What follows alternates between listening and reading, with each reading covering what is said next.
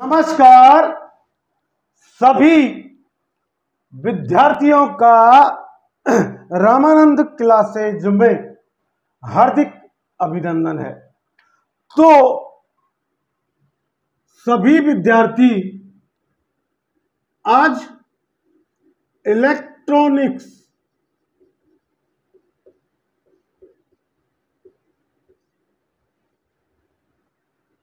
के बारे में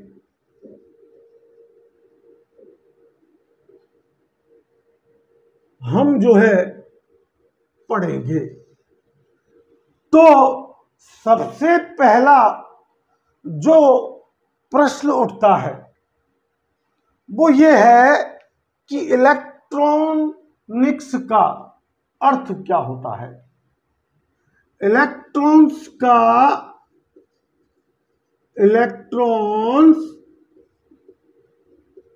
का उत्सर्जन कराना। जिस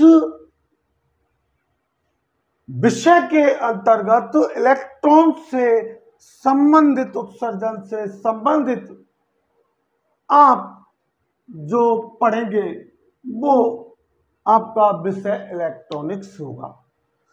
तो इलेक्ट्रॉनिक्स को मूल रूप से दो भागों में बांटा गया, एक बेसिक इलेक्ट्रॉनिक्स, एक बेसिक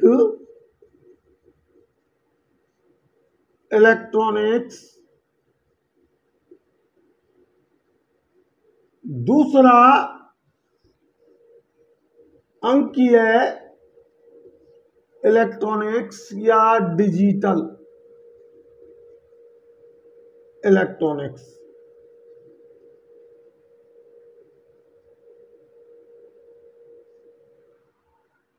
तो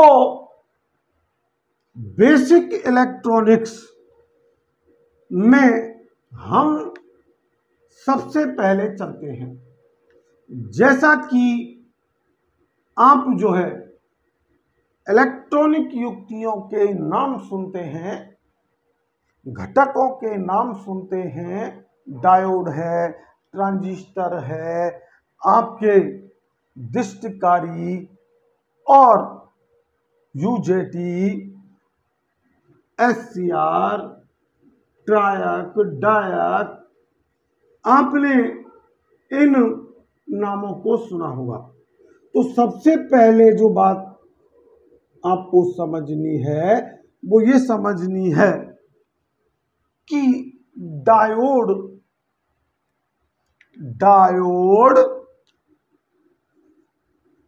जब इलेक्ट्रॉनिक्स का आविष्कार हुआ यानी इलेक्ट्रॉन्स का उत्सर्जन कराया गया, तो डायोडों में किस प्रकार के, उस समय डायोड किस प्रकार के काम में लिए जाते थे।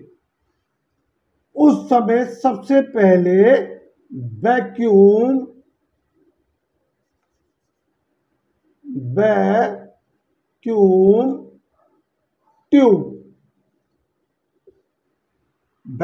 डायोडों का प्रयोग किया गया। आपने देखा होगा पहले टेलीविजन, रेडियो और इनका आकार बड़ा बड़ा हुआ करता था। तो इलेक्ट्रॉन्स का उत्सर्जन जो कराया गया और जिस सिद्धांत पर या जिस प्रक्रिया पर कराया गया वो तापीय उत्सर्जन, थर्मो एमिशन के नाम से जानी जाती है। थर्मो एमिशन होता क्या है कि एक निर्वात नलिका में, एक वैक्यूम ट्यूब में एक शुद्ध टंगस्टन या थोरेडियम टंगस्टन लेपित ऑक्सीकोटेड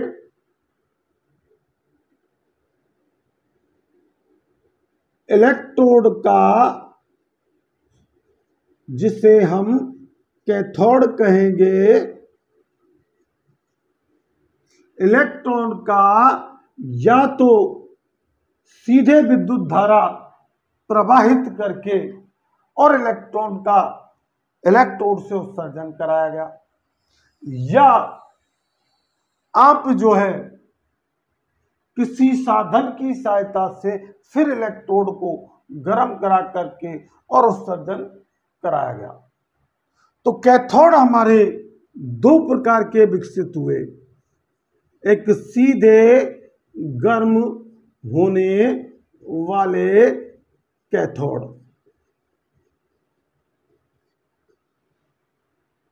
और एक असंपर्कन कैथोड,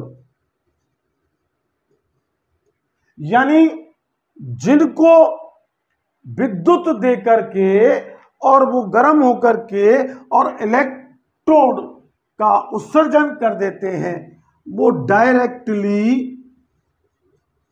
हीटेड कैथोड कहलाए। क्या कहलाए? Directly heated cathode. और जो किसी युक्ति द्वारा, सहायक युक्ति द्वारा कैथोड को गर्म किया गया और फिर उससे इलेक्ट्रॉन उत्सर्जन कराए गए, तो ऐसे इलेक्ट्रोड इनडायरेक्टली हीटेड कैथोड कहलाए। अब आपने देखा कि आपके कैथोड दो प्रकार के हैं, एक सीधे गर्म करने वाले होने वाले और एक असंपर्कन कैथोड, जो वैक्यूम ट्यूबों में काम में लिए गए। जब इनको निर्वात एक स्थिति में गर्म कराया गया, तो कैथोडों को जो बनाया गया वो टंगस्टन का प्रयोग किया गया। आपके शुद्ध टंगस्टन कैथोड, थोरेडियम लेपित टंगस्टन कैथोड और ऑक्सीकोटेड टंगस्टन कैथोड, तीन प्रकार के कैथोडों का हमने इलेक्ट्रॉन उत्सर्जन कराने के लिए प्रयोग में हमने लिया। अब देखिए, जब इलेक्ट्रोड को गर्म कराया जाता है, यानी कैथोड को गर्म कराया जाता है, तो वह उच्च ताप पर अपने में निहित इलेक्ट्रॉन्स का अपने चारों ओर एक बादल सा बना लेता है और इलेक्ट्रॉन उत्सर्जन की इस क्रिया को ही तापीय उत्सर्जन क्रिया कहा गया। अब आप देखिए कि इस कैथोड के चारों ओर सबसे ज्यादा धनात्मक ग्राही निकेल का एनोड प्रयुक्त किया गया और इस एनोड को जब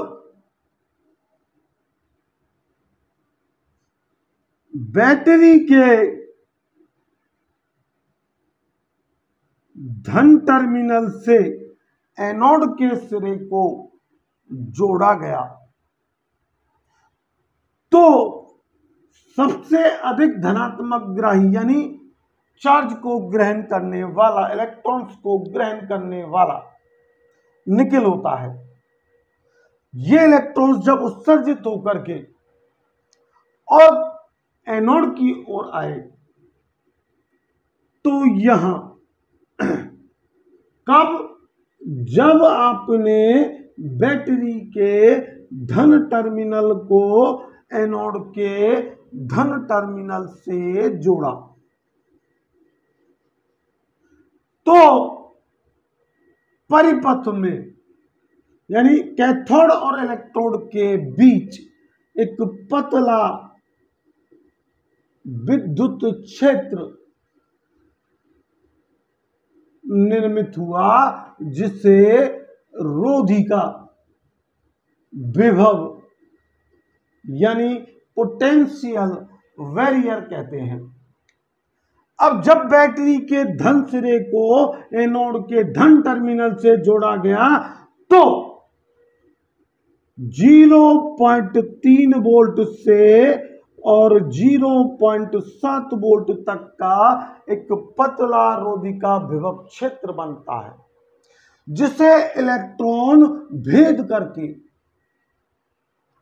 और पार निकल जाते हैं।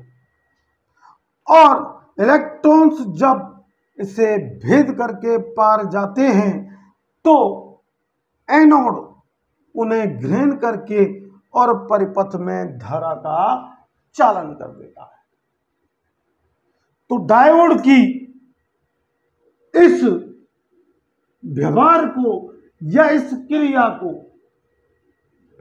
अग्र अभिनति फॉरवर्ड वाइस कहा गया। फॉरवर्ड वाइस कहा गया। लेकिन यदि आपने बैटरी के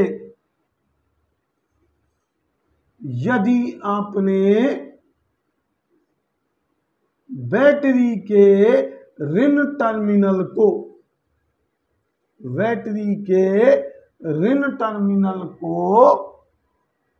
यदि एनोड के धन टर्मिनल से जोड़ा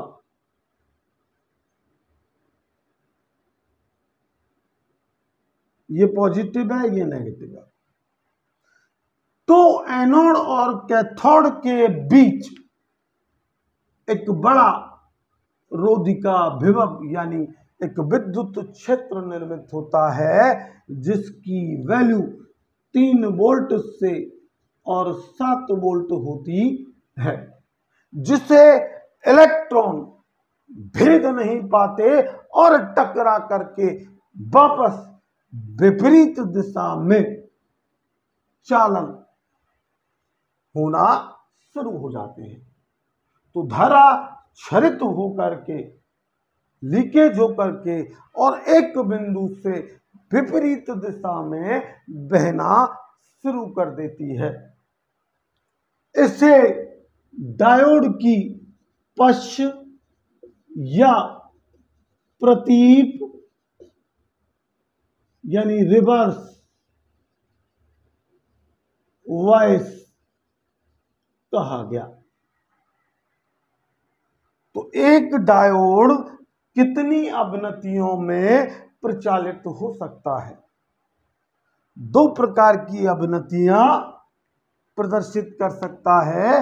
एक अग्र अवनति, ये कब होगी? जब बैटरी का धन टर्मिनल एनोड के धन टर्मिनल से जुड़ेगा तो एक पतला कागज के समान प्रतिरोध की सतह बनेगी और इलेक्ट्रॉन्स उसको भेद करके और पार निकल जाएगा और परिपथ में डायोड आगे धारा को फॉरवर्ड यानी आगे बढ़ा देगा। ये स्थिति डायोड की अग्र अवनति कहलाती है।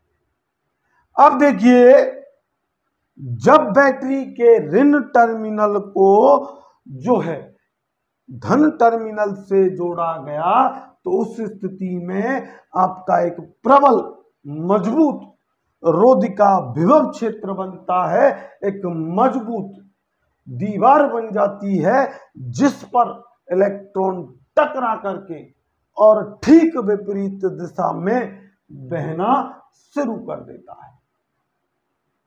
अब देखिए,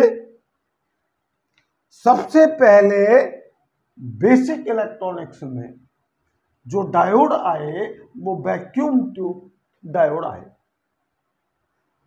अब डायोड की हम परिभाषा देखते हैं कि वह युक्ति जो परिपथ में धारा को आगे बढ़ा दे या वापस फेंक दे, एक दिशा में आगे बढ़ा दे या एक दिशा में वापस फेंक दे, वो डायोड कहलाती है। और डायोड दो प्रकार की अवनतियां प्रदर्शित कर सकता है, एक अग्र अवनति और एक पश्च अवनति। अब देखिए, जब इलेक्ट्रॉनिक्स की मांग बढ़ने लगी, इलेक्ट्रॉनिक युक्तियों की, तो वैक्यूम ट्यूबों को कंपनियों ने बनाना बंद कर दिया, और क्यों बंद कर दिया? क्योंकि उन पर वैक्यूम ट्यूबों की पूर्ति नहीं हो पा रही थी। और जब वैक्यूम ट्यूबों का निर्माण होना बंद हो गया, तो फिर हमारे एक विशेष प्रकार के इलेक्ट्रोड कैथोड लिया गया, जिसे मैंने अभी ऑक्सी कोटेड इलेक्ट्रोड कहा। क्यों? क्योंकि जब वैक्यूम ट्यूबों से आप इलेक्ट्रॉन उत्सर्जन करा रहे थे तो उच्च वोल्टता देनी पड़ रही थी। अब ऑक्सी कोटेड आए जो कम तापमान पर, तो इलेक्ट्रॉन उत्सर्जन करने के लिए उच्च तापमान देना पड़ रहा था, वोल्टता भी उच्च देनी पड़ रही थी। तो अब वैक्यूम ट्यूबें जब बंद हुई तो ऑक्सी कोटेड इलेक्ट्रॉन्स का कैथोड का आविष्कार हुआ, और एक छोटी सी वैक्यूम ट्यूब में ऑक्सी कोटेड कैथोड के चारों ओर निकेल की पतली पन्नी लपेट दी जाती है, और फिर डायोड से परिपथ में धारा को आगे या वापस फेंकाया गया, यानी वापस प्रवाह कराया गया। अब आपने अभी थोड़ी देर पहले देखा ही था कि डायोड जो है या तो आगे करता है तो वो फॉरवर्ड वाइस है, और पीछे वापस फेंकना शुरू कर देता है तो वो आपकी रिवर्स वाइस है। अब बात आती है कि जैसे जैसे इलेक्ट्रॉनिक्स का विकास होता गया, वैसे वैसे आपके इनकी मांग बढ़ती गई, और फिर अर्धचालक डायोड बनाए गए, अर्धचालक डायोड बनाए गए, सेमी कंडक्टर डायोड। अर्धचालक डायोडों को मादन की क्रिया द्वारा, अपविसरण की क्रिया द्वारा सिलिकॉन और जर्मेनियम, सिलिकॉन या जर्मेनियम में थोड़ी सी अशुद्धि मिला करके और मादन की क्रिया, तो मादन की क्रिया क्या होती है? शुद्ध अर्धचालक में अशुद्धि मिलाना, तो मादन कहलाता है या अपमिश्रण कहलाता है, और इसे डोपिंग कहते हैं। आप इसका उदाहरण से समझें कि आपके घर में आपकी मदर या सिस्टर जब एक किसी पात्र में आपके जो है आटे को रख करके और उसमें नमक मिला करके और गूंदती है। इस प्रकार गूंधन किया जाता है, मादन किया जाता है। अब जो मादित हुआ अशुद्धि वाला अर्धचालक था वो नेज अर्धचालक कहलाए। क्या कहलाए? नेज अर्धचालक। अब देखिए कि जब 5 संयोजकता वाले, जब 5 संयोजकता यानी बैलेंसिंग वाले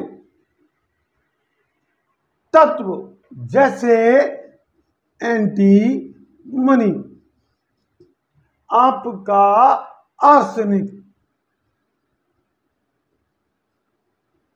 आपका फास्फोरस,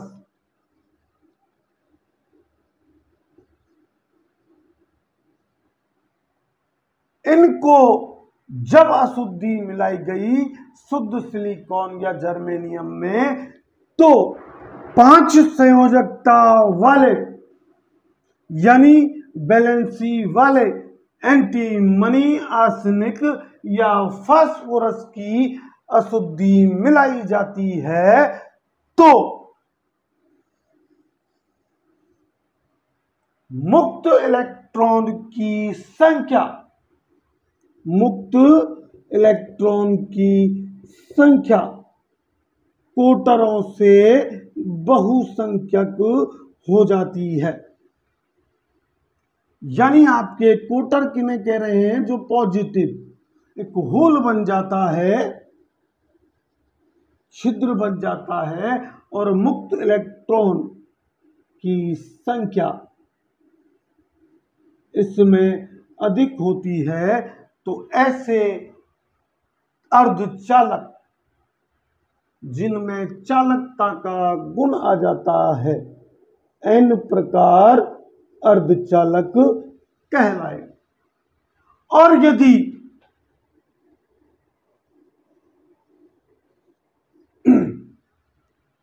तीन संयोजकता वाले तत्व, 3 संयोजकता वाले तत्व एल्यूमिनियम, बोरॉन और गैलेनियम, एल्यूमिनियम, बोरॉन और गैलेनियम की जब मादन क्रिया कराई जाती है तो छिद्र या कोटरों की संख्या बहुसंख्यक हो जाती है और मुक्त इलेक्ट्रॉन्स की संख्या कम हो जाती है। यानी मुक्त इलेक्ट्रॉन्स को ये कम वाहक के रूप में अधिक वाहक के रूप में ले जाने की क्षमता रखता है, इसलिए ये पी प्रकार के सेमीकंडक्टर कहलाए। तो अब जो बात आती है, जैसा कि मैंने आज हमारा वीडियो का उद्देश्य रखा है, अगर आप और डिटेल में वास्तविक इलेक्ट्रॉनिक्स का सही ज्ञान लेना चाहते हैं तो अभी बहुत सारी ऐसी बातें हैं जिनसे आप पूरी तरीके से परिचित नहीं हैं। अब देखिए, जब पी प्रकार यानी पी टाइप, अब यहाँ पॉजिटिव की संख्या अधिक है, छिद्रों की संख्या अधिक है, इसलिए मैं आपको ऐसे प्रदर्शित कर रहा हूं पी प्रकार। और एन प्रकार मुक्त इलेक्ट्रॉन्स की संख्या ज्यादा है और आपके यानी कि ऋणात्मक आवेश की संख्या ज़्यादा है और पॉजिटिव की संख्या कम है, यानी इलेक्ट्रॉन्स की संख्या ज़्यादा है। तो इनको मिला करके P प्रकार और N प्रकार अर्धचालकों को मिला करके जिस सतह पर मिलाया जाता है उस सतह को, चूंकि मिलाने को हम क्या कहते हैं, संधि, जंक्शन, तो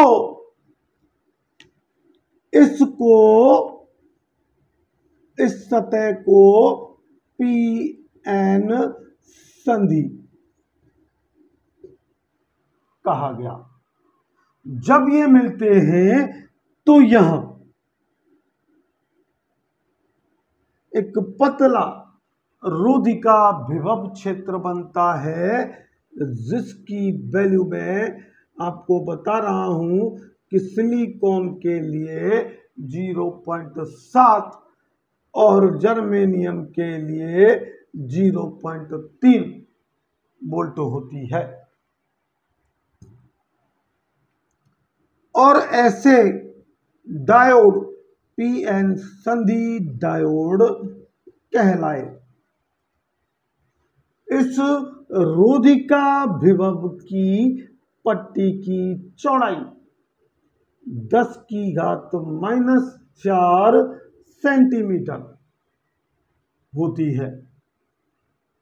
अब देखिए, हमारे बैटरी से जोड़ने के क्रम पर यहां अगर P अर्धचालक के P सिरे को यदि बैटरी के पॉजिटिव से जोड़ा गया तो यहां यही पतला रोधिका विभव क्षेत्र रहेगा और इलेक्ट्रॉन्स इस सतह को भेद करके आगे निकल जाएंगे और परिपथ में धारा को आगे चालन कर देगा। तो ये मैंने इस प्रकार की अभिनति क्या कही थी, अग्र अभिनति। अब यदि आपने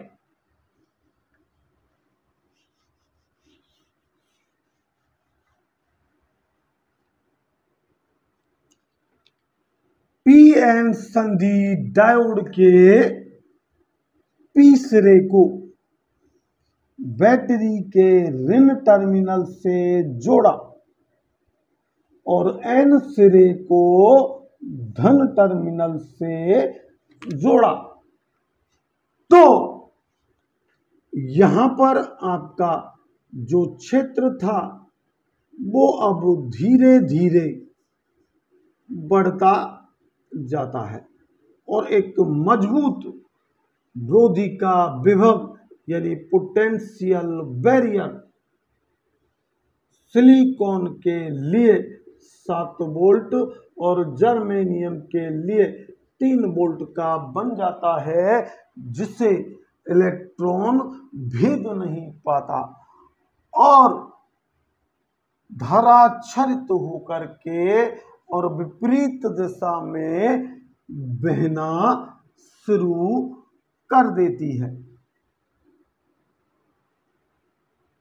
इस अभिनति को डायोड की पश्च अभिनति कहा गया। तो PN संधि डायोड में जब वोल्टता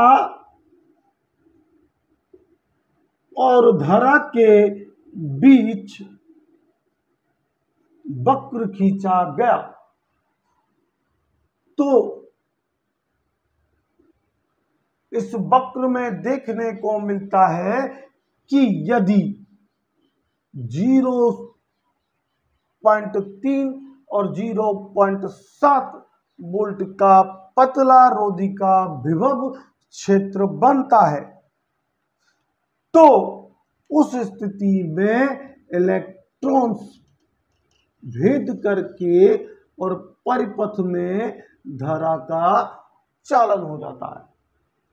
लेकिन यदि बैटरी के ऋण टर्मिनल को डायोड से जोड़ा गया तो एक मजबूत 3 वोल्ट या 7 वोल्ट का विद्युत क्षेत्र बनता है और उस क्षेत्र में धारा क्षरित होती है और क्षरित होकर के एक बिंदु से विपरीत दिशा में बहने लगती है।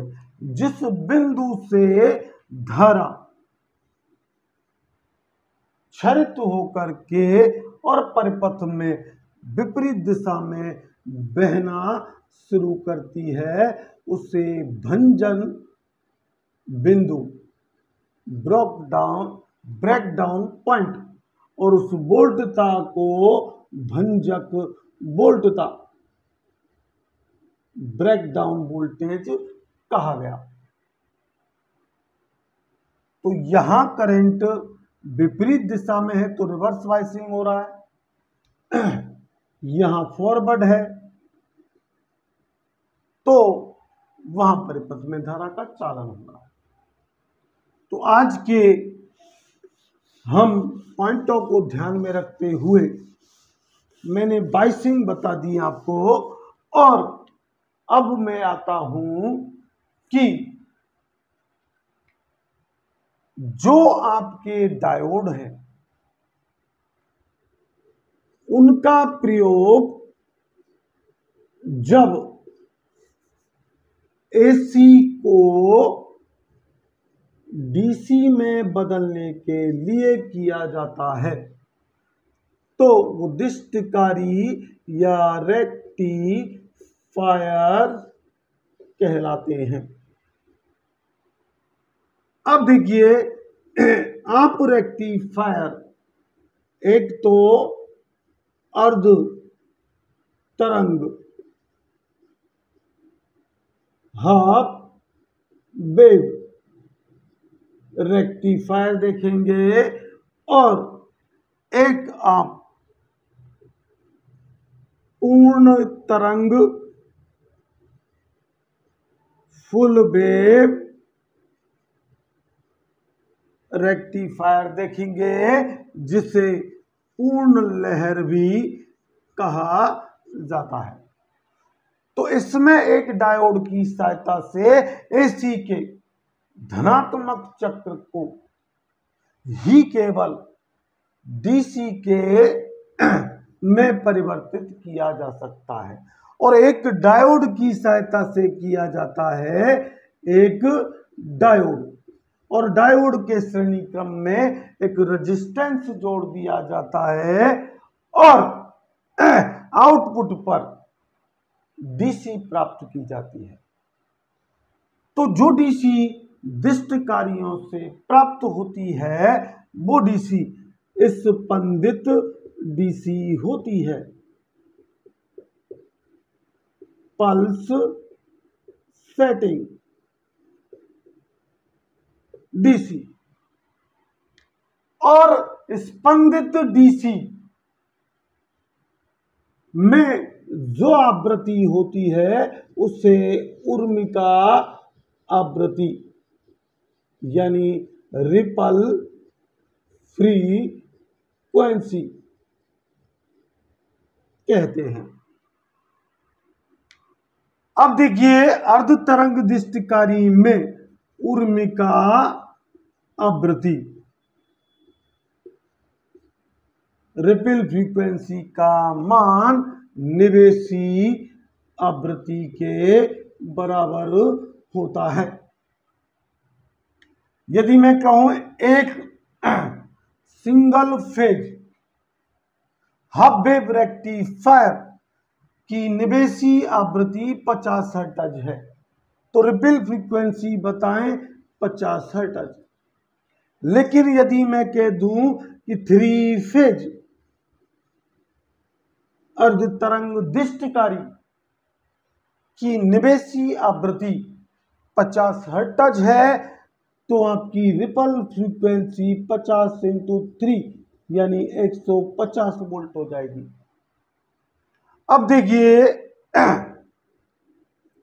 अर्ध तरंग दिष्टकारी में उर्मिका गुणक का मान 1.21 होता है और अर्ध तरंग दिष्टकारी के निर्गत पर बीडीसी जो प्राप्त करते हैं वो 0.45 BRMS के बराबर होती है।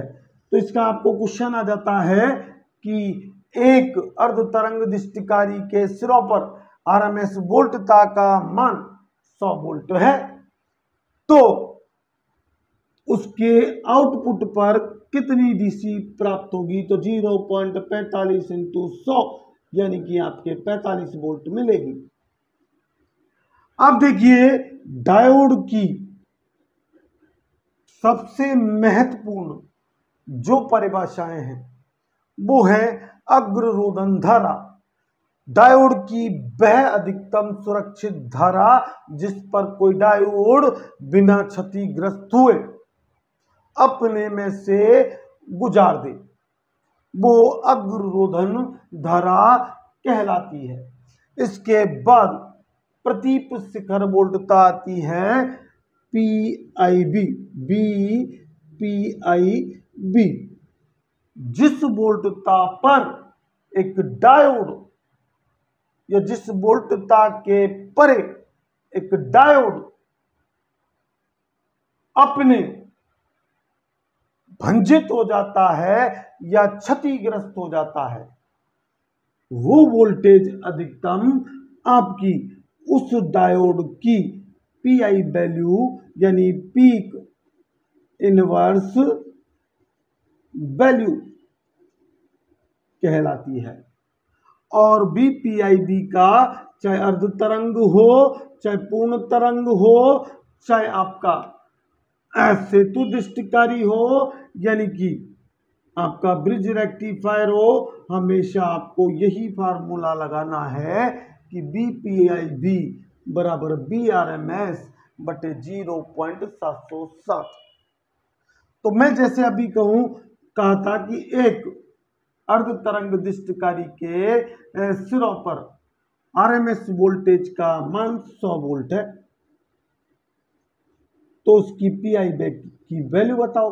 तो 100 बटे आप 0.707 करेंगे तो ये 141.4 वोल्ट आएगा। अब देखिए पूर्ण तरंग से जुड़ी हुई कुछ बातें,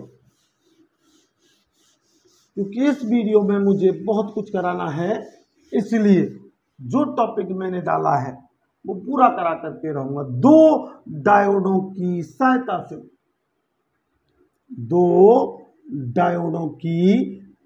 से हम पूर्ण तरंग दिष्टकारी में AC के धनात्मक और ऋणात्मक चक्र की AC को DC में परिवर्तित कर सकते हैं। वो फुल वेव रेक्टिफायर कहलाता है। इसमें एक डायोड प्रतीप अवनति में और एक डायोड अग्र अवनति में रखा जाता है और इस पूर्ण तरंग दिष्टकारी में ट्रांसफार्मर की सेकेंडरी वाइंडिंग के ठीक केंद्र में एक टैपिंग निकाल करके और भर प्रतिरोध जोड़ दिया जाता है और हम एक समय में एक ही बार जब धनात्मक चक्र आता है तो धनात्मक DC हम आउटपुट पर प्राप्त कर लेते हैं और ऋणात्मक अगर चक्र आता है तो ऋणात्मक DC आपको आउटपुट पर प्राप्त होती है। इस दिष्टकारी में केवल एक ही समय में एक ही प्रकार की DC प्राप्त की जा सकती है। इसलिए अब बात करते हैं उर्मिका आवृत्ति की। तो उर्मिका आवृत्ति पूर्ण तरंग दृष्टिकारी में 2 गुना निवेशी आवृत्ति यानी निवेशी आवृत्ति के दुगने के बराबर होती है और इसका बीडीसी यानी निर्गत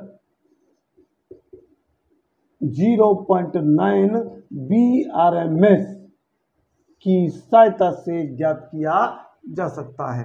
यहां भी आपको ध्यान देने योग्य बात है कि सिंगल फेज पूर्ण तरंग दृष्टिकारी कहता है तो निवेशी आवृत्ति आपकी अगर 50 हर्ट्ज दी है तो आपकी 100 हर्ट्ज हो जाएगी और 3 फेज कह देता है तो फिर उस अवस्था में आपकी रिपल फ्रीक्वेंसी 300 हर्ट्ज होगी। अब 4 डायोडों की संख्या से जो टैपिंग की समस्या थी हमारे पूर्ण तरंग दृष्टिकारी की और एक ही समय में एक ही बार एक ही चक्र की धारा प्राप्त हो रही थी, उसको दूर करने के लिए फिर सेतु दृष्टिकारी प्रयुक्त किए गए। तो सेतु दृष्टिकारी में न्यूनतम डायोडों की संख्या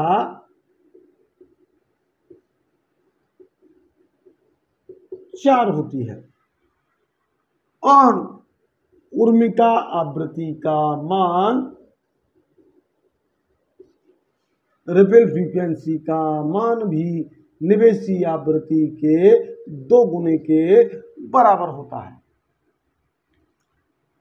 तीसरा, इसमें भी बीडीसी ज्ञात करने के लिए 0.9 BRMS का प्रयोग किया जाता है। अब मैं एक बात भूल गया था कि पूर्ण तरंग दृष्टिकारी में उर्मिका गुणक रिपल फैक्टर 0.42 होता है।